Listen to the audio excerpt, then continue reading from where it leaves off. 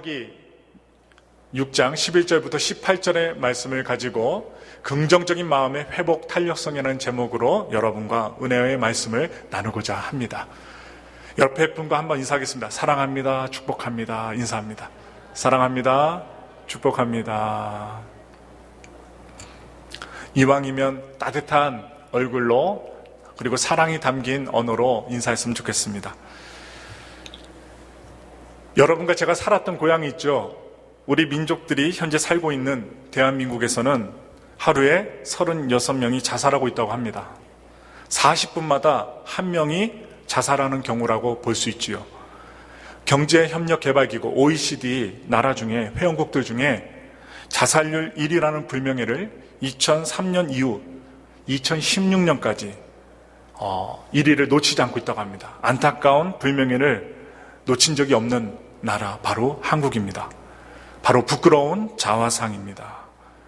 또한 몇 개월 전에 바로 2019년 6월 15일 북한에서 저 그림에 보시면 작은 이렇게 동그라미 친 그 사람이 한 분 계신데 북한 사람입니다. 저 북한 사람이 서 있는 그 배가 목선입니다. 아주 작은 목선이에요. 북한에서 목선이 삼척항에 들어오게 됩니다. 그런데 군인들의 아무런 제재 조치를 받지 않은 채 들어오는 사건이 일어났습니다. 이와 관련하여 육군 제23사단 소속 A1병이 지난달 7월 8일 서울 원효대교에서 한강으로 투신해 자살을 시도합니다. 젊은 청년이 원효대교에서 떨어진 거예요. 그래서 결국에는 죽게 되는데 숨진 이 A1병은 북한 목선이 입항한 삼척항 주변 해양 경계 소초에서 경계를 보는 군병이었습니다. 그리고 어느 배가 들어오든 어느 나라의 배가 들어오든 보고하고 기록하는 근무했던 해안 초소병이었어요. 그래서 A1병은 휴가 상태였는데 투신된 뒤 구조되어서 인근 여의도 한강 성심병원으로 후송이 되어서 심폐소생술을 받았지만 결국에는 숨을 거두게 됩니다. 육군에 따르면요, 이 A1병은 삼척한 주병 초소들 가운데 해안 감시 장비까지 갖춘 비교적 규모가 큰 그 소초에서 상황병으로 근무했답니다. 이 상황병은요, 그 큰 상황실에서 경계 근무 중 발생한 특이 사항과 소초 출입 관리 등을 기록하고 그리고 북한의 그 어선이 들어오거나 아니면 다른 배들이 들어올 때 그 관련 사항을 파악해서 보고하는 임무를 맡고 있다고 합니다.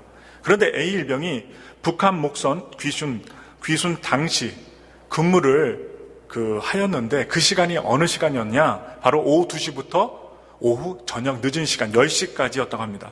그 일로 인해서 북한 목선 상황과 관련해 조사를 받았다고 합니다. 아니 어떻게 여러분 뉴스를 보시면 뉴스에서 어떻게 북한 목선이 들어오는데 경계도 하지 않고 검문도 하지 않았느냐 여러 뉴스가 나왔어요. 군대는 자고 있었느냐 하면서 여러 질책이 있었는데 바로 담당자였던 이 A1병이 군에 헌병대에 끌려가서 심한 압박을 받은 것 같다고 합니다. 그래서 한강에 투신한 A1병이 휴대폰에 남긴 유서가 있어요. 휴대폰을 살펴보니까 유서라는 내용의 제목이 나왔습니다. 그 내용인즉 군대 생활이 적응하기 힘들다. 내가 이기적이고 나약했으며 게으르게 살았다. 남들에게 피해만 줬습니다. 그런 등등의 내용이 이 유서에 담겨져 있었다고 합니다. 그래서 이 A1병은 실패를 딛고 일어서는 회복 탄력성이 매우 적었던 것으로 보여집니다. 누구나 그런데 이 청년은 더더욱 적었던 것 같아요. 그래서 정신적 근력이 약했던 것 같습니다. 안타까운 일이에요. 무엇이 문제일까요? 제가 지난주부터 회복 탄력성에 대해서 말씀을 드렸는데 회복 탄력성이 없어진 것입니다. 역경과 어려움을 당할 때 고무공처럼 땅에 딱 튀기면 튕겨져 올라올 수 있는 튀어오르는 회복 탄력성이 없어 문제를 만나면 유리공처럼 산산이 부서져 버리는 것입니다. 여러분과 저도 마찬가지예요. 비난의 말을 들을 때, 안 좋은 얘기를 들을 때 회복 탄력성이 없게 되면 어떻게 되는가? 유리공처럼 깨진다는 거예요. 마음이, 생각이. 그래서 어려서부터 공주처럼 왕자처럼 자라서 조그마한 어려움도 견디지 못하는 사람들이 있다는 것입니다. 자신에게 닥치는 온갖 역경과 어려움을 그 도약의 발판, 발전의 발판으로 삼지 못하고 견디지 못하는 것입니다. 그래서 자기가 걸림돌이 있는데 걸림돌을 디딤돌 삼아 일어서는 정신적인 근력이 없으면 없을수록 포기하고 좌절하고 낙담합니다.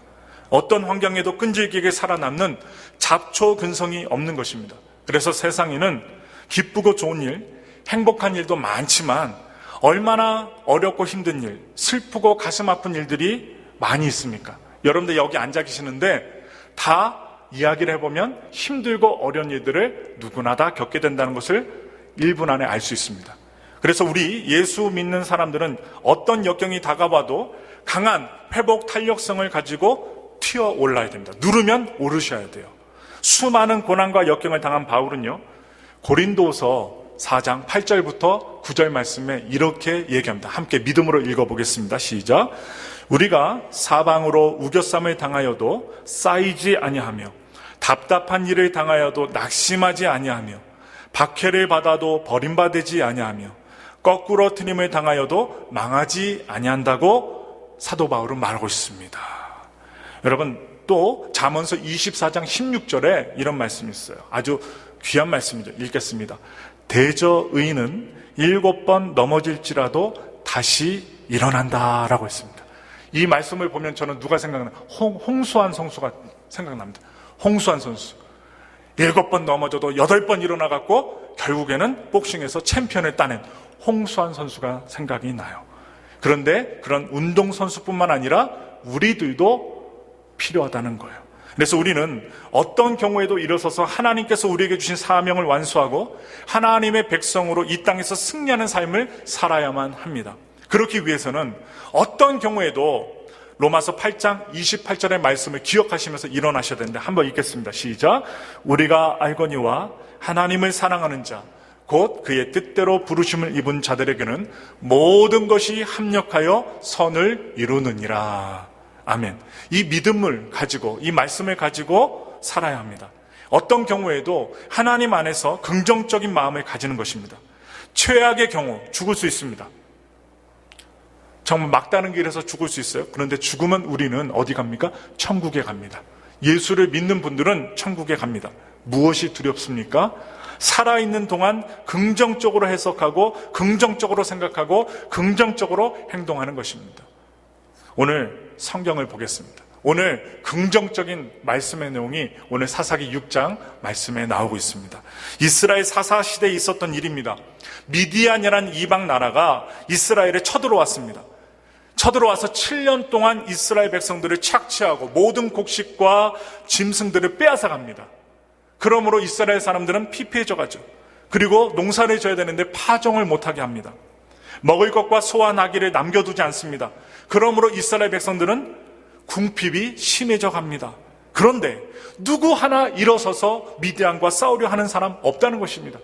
싸우자, 저 미디안을 물리치자, 하나님께서 우리와 함께 하실 것이다, 그러면 승리할 것이다 라는 긍정적인 마음을 가진 사람 단 한 명도 없다는 것입니다. 아주 암흑의 세계를 지내고 있었습니다. 민족을 구원할 만한 사람 한 명도 없었다는 것입니다. 다 어디에 숨어요?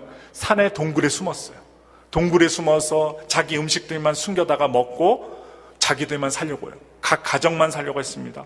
심지어 오늘 성경에 나오는 주인공 기드온마저도 자신의 생계를 위해서 밀을 타작할 뿐이었습니다. 이때 하나님은 기드온을 사용하여 이스라엘 민족을 구원하시는 계획을 세우십니다. 실패한 백성들을 회복시키기 위해 그의 마음을 긍정적인 마음으로 바꾸어 주시는 모습을 오늘 본문의 말씀을 통해 우리는 배울 수 있어요.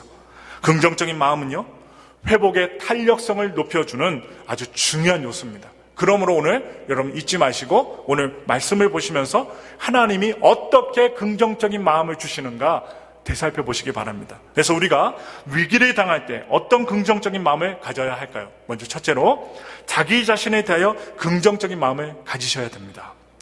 이 회복 탄력성이 약한 분들은 자기 자신을 어떻게 볼까요? 부정적으로 봅니다. 당신은 어떻게 생각하세요? 딱 얘기해 보면요, 첫 마디가 부정적인 말이 나와요. 나의 집안은, 나의 학벌은, 나의 능력은, 나의 외모는 형편없다고 생각하는 것입니다. 어디 내놓을 것이 없다고 생각하는 것입니다. 이 이야기를 드릴 때에 우리가 구약의 애굽에서 나와서 이스라엘 백성들이 430년 만에 애굽에서 나와서 출애굽한 이후에 가나안 땅에 들어가지요. 그런데 가데스 바네아에서 12명의 정탐꾼을 보내게 됩니다. 그런데 이 12명 중에 10명의 정탐꾼이 어떤 정신이 있었냐? 메뚜기 컴플렉스가 있었습니다. 저 이방 사람들은 키가 장대만하고 2m가 넘고 아주 기골이 장대한데 우리는 저 사람들에 비하면 메뚜기 같다. 바로 메뚜기 컴플렉스에 걸려 있었다는 것이죠. 오늘 성경에 나오는 기도원을 보세요. 사사기 6장 15절을 다 같이 읽겠습니다. 우리 다 같이 읽겠습니다. 시작. 그러나 기도원이 그에게 대답하되 오 주여 내가 무엇으로 이스라엘을 구원하리까? 보소서 나의 집은 므낫세 중에 극히 약하고 나는 내 아버지 집에서 가장 작은 자니이다 하니 무엇으로 이스라엘을 내가 구원하겠습니까? 라고 하나님께 반문합니다. 자신에게는 미디안을 이길 만한, 대적을 이길 만한 능력이, 도구가 없다는 것입니다. 왜 그렇습니까? 나의 집은 12지파 중에서 가장 약한 지파, 므낫세 지파 중에서 극히 약하다는 것입니다. 가문이 별 볼 일 없다는 얘기예요. 보잘것 없다는 얘기예요. 명문 집안이 아니라는 것입니다. 가문이 나쁘다는 것입니다. 능력 있는 집안이 아니라는 것입니다. 그리고 내 아버지 집에서도 내가 가장 작은 자라고 합니다. 이 새끼손가락, 엄지손가락이 아니라 새끼손가락이라는 것입니다. 극히 작은 자라고 여깁니다. 그래서 어떻다는 것입니까? 이스라엘 민족을 압제하는 미디안을, 부당하게 폭력을 가하는 미디안을, 함부로 쳐들어온 미디안을 착취하고 음식과 동물을 빼앗아가는 미디안으로부터 민족을 나는 구원할 수 없다는 것입니다. 뭐예요? 부정적인 말이에요. 어떤 말이요? 내가 하버드 대학, 스탠퍼드 대학, 한국에서는 서울대학교, 연세대학교 나와야 사람들이 나를 좀 따라오고 나를 지도자로서 인정해 줄 텐데 나는 그런 인물이 아니라는 거예요. 저 시골 동네 대학교도 안 나왔다는 것입니다.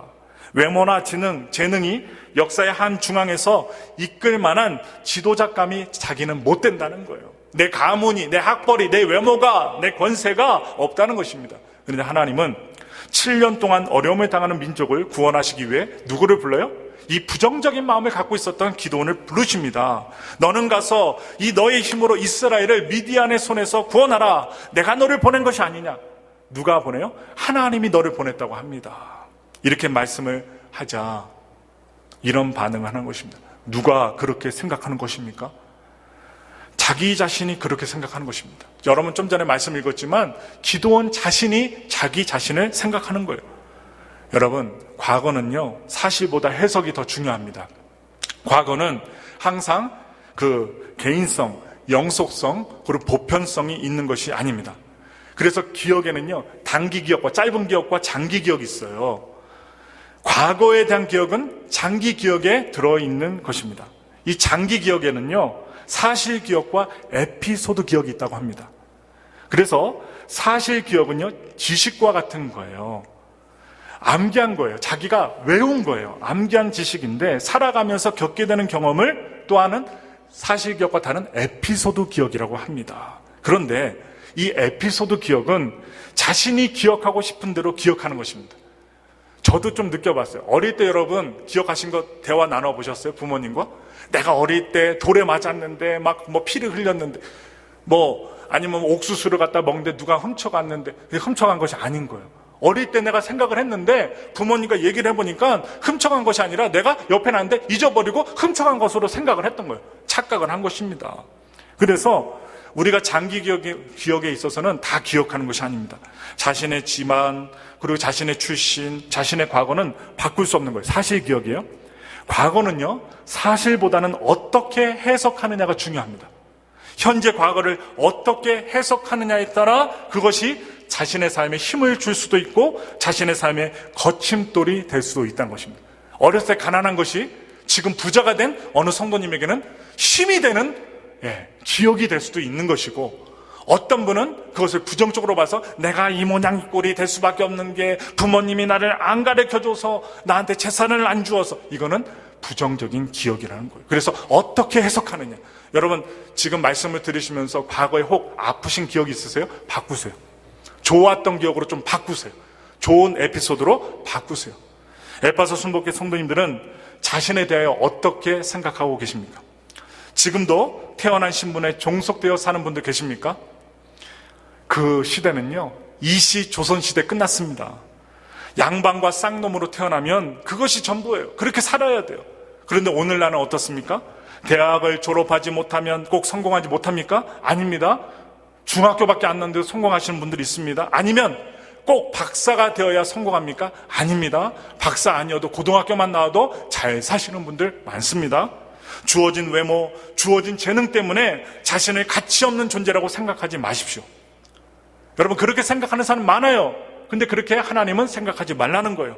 자신의 의지와는 상관없이 주어진 과거가 열등감의 씨앗이 되면 안 됩니다.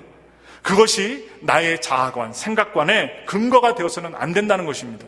자꾸 사람들이 열등감에 사로잡히는 것은 자신과 자신을 바라보는 것을 무엇으로 삼기 때문이에요? 사람들의 평가를 기준으로 삼기 때문입니다. 믿음의 사람들, 여러분과 저는 하나님 믿잖아요? 하나님의 사람들은 하나님이 무엇이라고 평가해 주시는가에 관심을 가지셔야 돼요. 사람들이 나를 평가하는 것보다는 하나님이 나를 어떻게 생각하실까 생각하셔야 된다고요. 자기 자신을 지극히 미미한 존재로 말하고 있는 오늘 주인공 기드온에게 하나님은 무엇이라고 말씀하고 계시는가 한번 보자고요. 사사기 6장 12절의 말씀을 다 같이 읽어보겠습니다. 야훼의 사자가 기드온에게 나타나 이르되 큰 용사여 야훼께서 너와 함께 계시도다 하매. 아멘. 하나님의 평가입니다. 기드온이 째째해요. 하나님 앞에 용기가 없어요. 그런데 하나님 뭐라고 얘기해요? 큰 용사라고 하는 것입니다. 내 집안이 좋지 않고 내 능력이 별 볼 일 없고 외모도 볼품없고 그래도 하나님은 너를 큰 용사라고 평가하고 계신다는 거예요. 왜입니까? 하나님이 함께 하시는 종이기 때문입니다. 기드온이 잘나서가 아니에요. 하나님이 위대하시기 때문에 위대하신 분이 기드온하고 함께 있으니까 위대한 인물이 된다는 것입니다. 이걸 적용해 볼까요? 여러분과 저 별 볼 일 없어요. 그런데 하나님이 내 심령 가운데 나와 함께 하시면 나도 창조주 하나님의 자녀요 위대한 하나님의 은혜의 사람이라는 것을 여러분 잊지 마시라는 것입니다. 오늘 이 시간 인생의 미디안을 만나 무거운 짐으로 힘겨워하며 자신을 비판하는 성도님들이 계십니까? 경제적인 미디안을 만나 동굴로 숨어버린 분들 계셔요? 그래서 경제적인 위기가 있어서 그 어려운 형편에 처해 나는 아무것도 할 수 없다고 생각하시는 분들 계세요? 나는 기도조차 할 힘이 없다. 이런 분들 계십니까? 질병의 미디안을 만나 모든 것이 끝이 났다고 두려움의 포로가 된 성도님들이 계십니까? 또한 실패의 미디안을 만나 절망하고 포기하고 계신 성도님들이 계십니까? 오늘 이 시간 우리들에게 들려주시는 하나님의 음성을 듣기를 원합니다. 큰 용사여 여호와가 여러분과 저와 함께 계시느니라. 여러분들이 이름을 넣으셔야 돼요. 왜? 여러분들의 삶은 바로 여러분들의 것이기 때문입니다. 지금 무기력하게 쓰여질 때가 아닙니다. 아무리 힘겨운 미디안을 만났다 하여도 좌절할 때가 아닙니다. 우리가 누구입니까? 성도입니다. 성도. 저를 포함해서 모두가 성도입니다. 거룩할 성의 무리도예요. 뭡니까? 존귀한 자라고 말씀하시는 거예요. 예수 그리스도의 핏값으로 구속받은 하나님의 아들과 딸이라는 것입니다. 보배를 품은 질그릇이에요. 누가 천하다고 누가 과시하겠습니까? 누가 실패자라고 감히 말할 수 있겠습니까? 누가 무능력한 자라고 손가락질 할 수 있을까요? 없어요. 하나님이 큰 용사라고 말씀하시는데 왜 스스로 미약하다고 좌절합니까? 나는 안 된다고 못 됐다고 합니까? 여러분들은 하나님의 형상대로 지음받은 사람들입니다. 그래서 우리는 세상에 둘도 없는 무엇이냐? 희귀종이에요. 희귀종. 귀한 사람들이에요. 어디서 찾을 수 없다고요. 하나밖에 없는 유일한 존재가 바로 여러분과 저입니다. 아무리 사람들 보기에 보잘것없는 것 같지만 아버지로서 어머니로서 가정에서 유일한 존재라는 것입니다. 저는요 이렇게 극복한 사람들을 보면 막 희열이 느껴져요. 왜 느껴지냐? 저런 어려움 속에서도 어떻게 저렇게 성공할 수 있었을까? 먼저 첫 번째 사람, 네 손가락, 이게 두 손이 붙어 있어요. 그래서 네 손가락, 이거 안 붙네요. 이렇게 네 손가락이에요. 이렇게 붙어 있는 이이아 씨, 피아니스트입니다. 키도 작아요. 장애인으로서 정상인도 어렵다는 쇼팽의 즉흥 교향곡을 이 네 손가락으로 막 칩니다. 여섯 손가락으로도 못 치는데 웬만한 사람 네 손가락으로 열정적으로 연주하는 이이아 씨. 여러분, 강연장에 참석한 사람들에게 자기의 부끄러운 손을 딱 이렇게 펼치면서 주먹을 쥐라고 합니다. 주먹을 쥐라고 하고 뭐라고 얘기했냐? You can do it 합니다. 여러분들은 할 수 있어요. 나도 할 수 있으니 여러분도 할 수 있습니다 하면서 선창하면서 따라하게 합니다. 아주 감동적이에요. 또 조그마한 왼쪽 다리 하나뿐, 양팔이 없는 세계적인 가스펠 가수 레나 마리아가 있어요. 얼마나 아름다운 여인인지 몰라요. 이 여인이 이렇게 고백합니다. 난 팔과 손이 없어서 반지나 장갑을 잃어버릴 필요가 없습니다.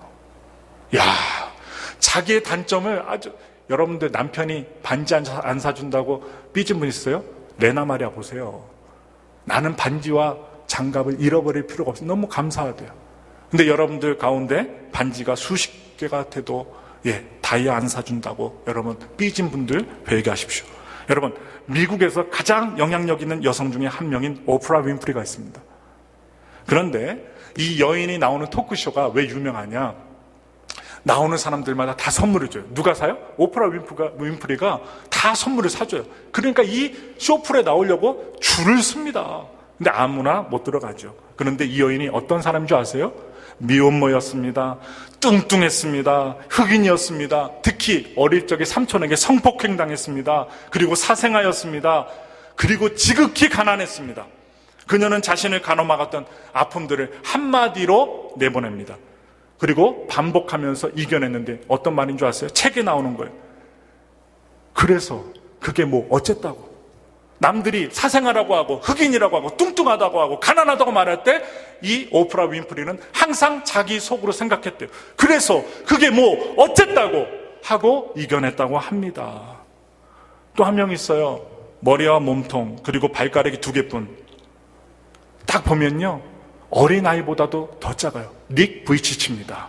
저는 여의도 순복음교회에서 이분의 그 강연을 들었어요. 바로 앞에서 큰 의자 없이 큰 데스크를 갖다가 줬는데 거기다 카페트를 깔아주고 그 위에서 넘어졌다 또 일어났다, 넘어졌다 일어났다.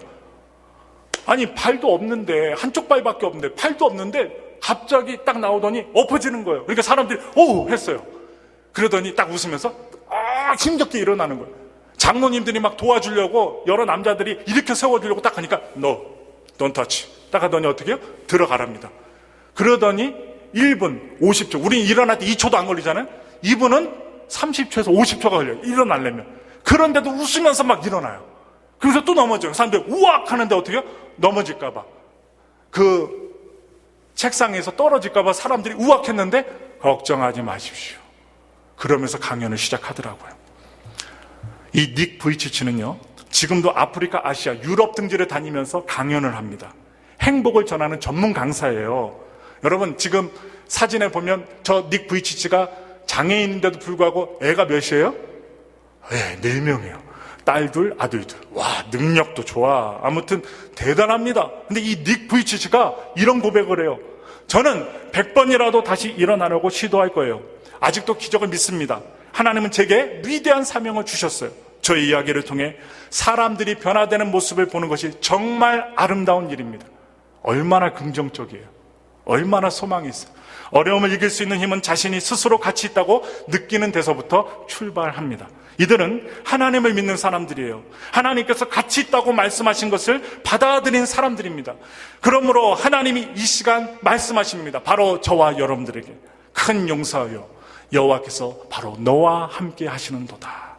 옆 사람을 보시면서 부드럽게 얘기해 주시고, 혹시 남편이나 아내가 지금 없다면 이따 집에 가서 목사님이 숙제로 내주셨어.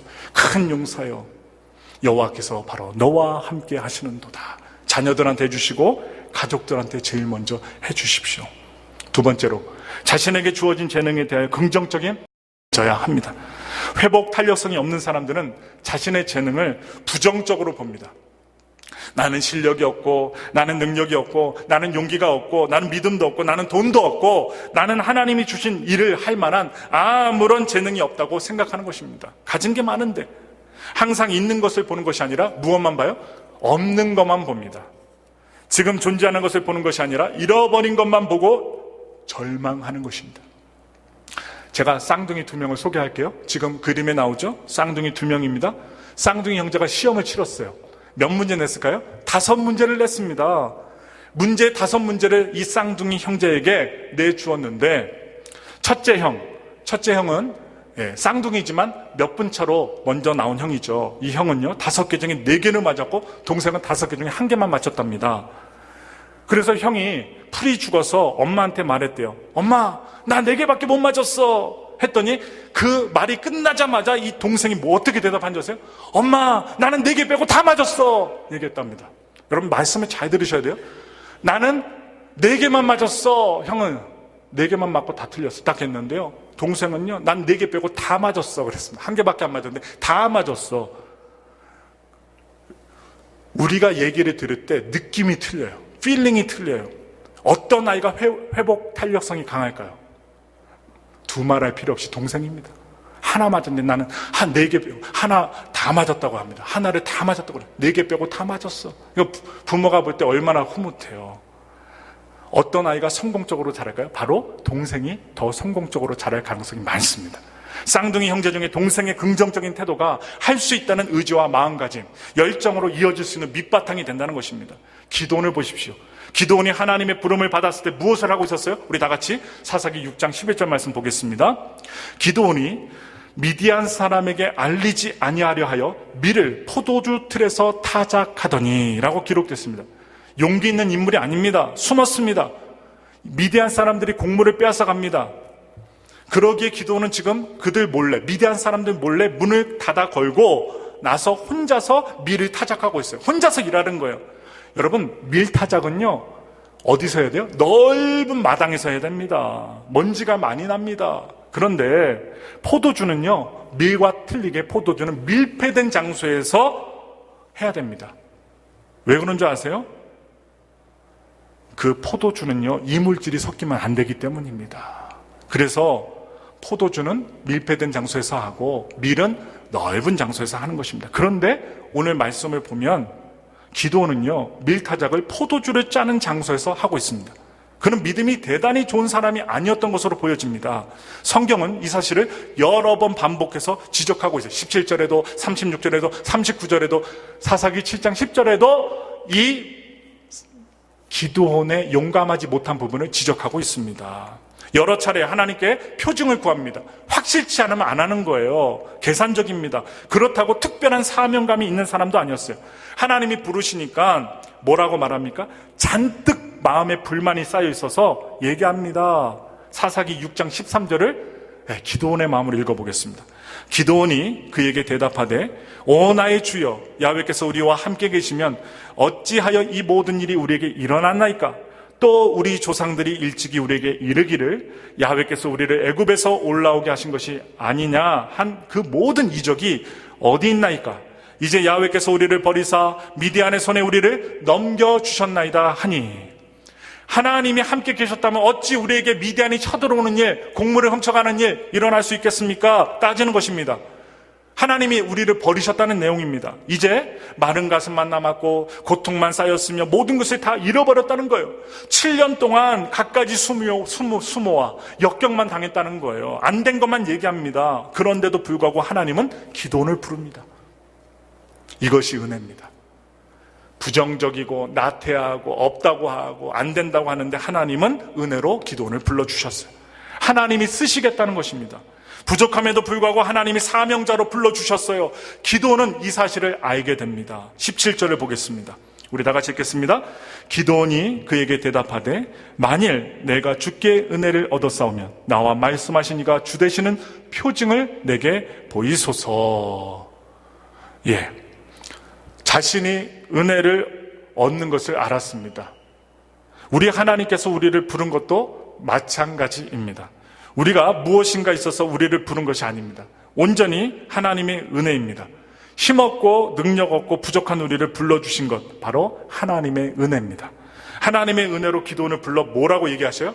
이제 14절을 읽겠습니다. 다 같이 읽겠습니다.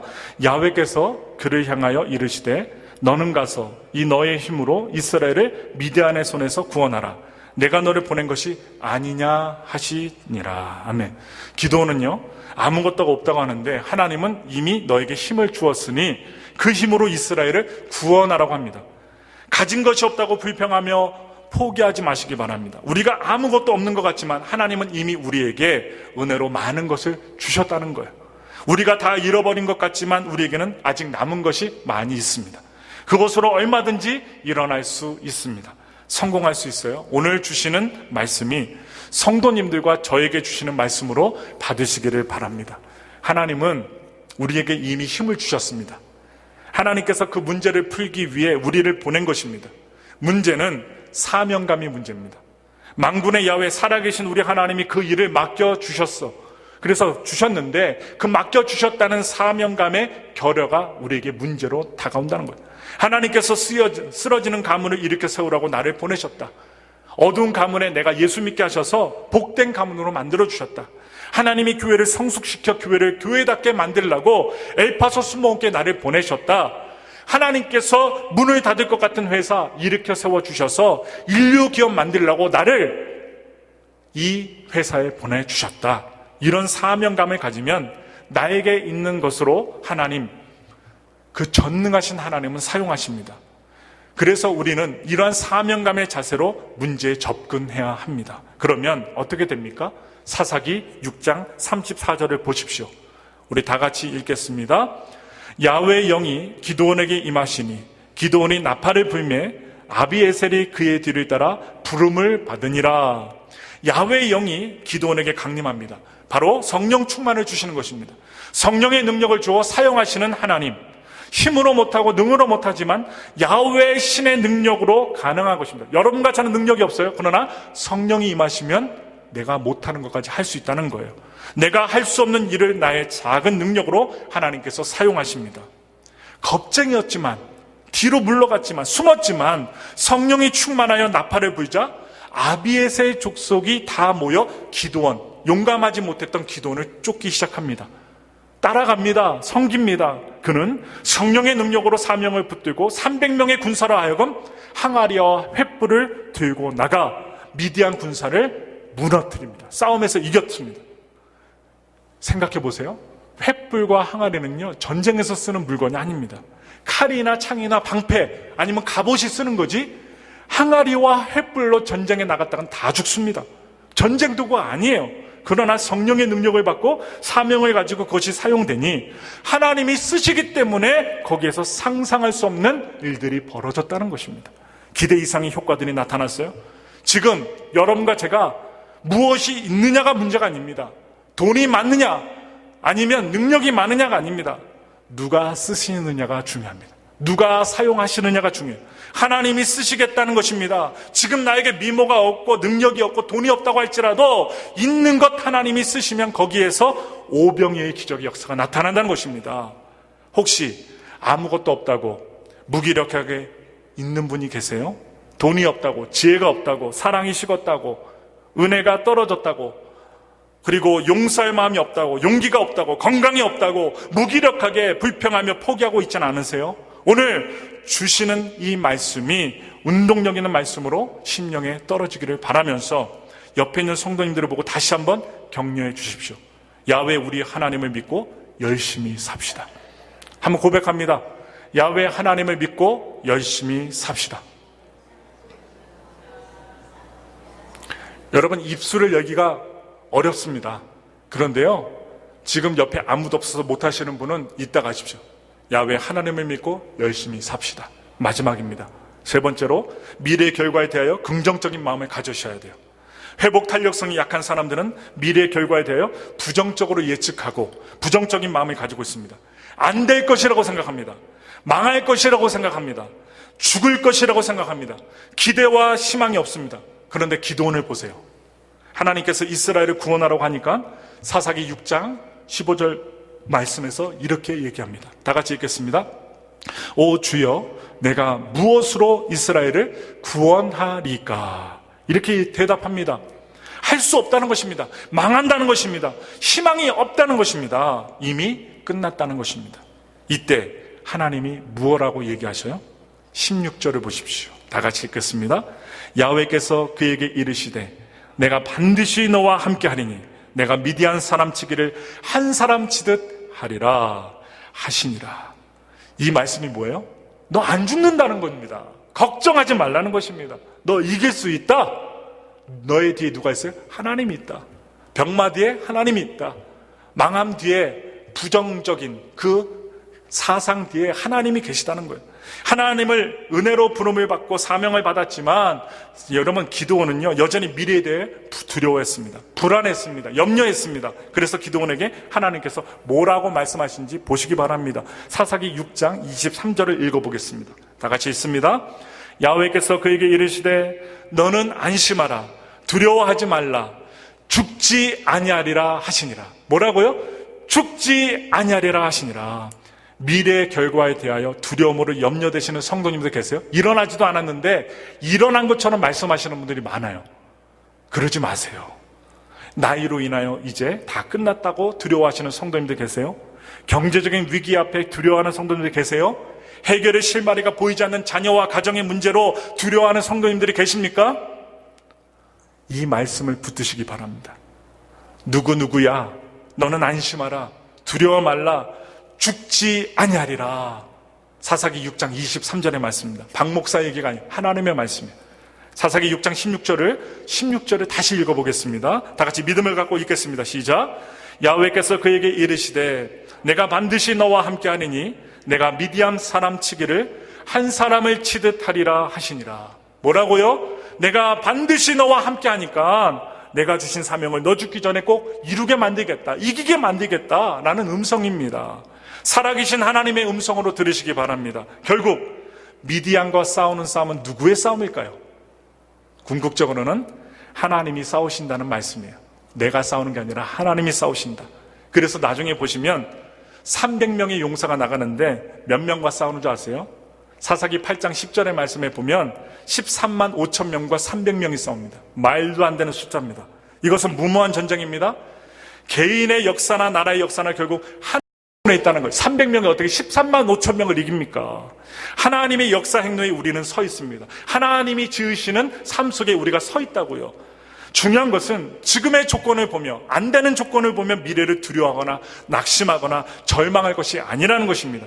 하나님께서 우리를 사용하시기를 원하고 계셔요. 마지막 남은 힘으로 기대를 가지고 하나님의 역사에 동참하여 하나님의 살아계심을 나타내고 하나님의 뜻을 이 땅에 실현하기 위해 누가 있어요? 저와 여러분이 있다는 거예요. 우리는 하나님이 반드시 함께하여 주신다는 사실을 믿어야만 합니다. 하나님이 주신 사명을 이루기까지는 우리는 절대로 죽지 않습니다. 바로 오늘 주인공에게 주시는 말씀이자 우리에게 주시는 말씀이에요.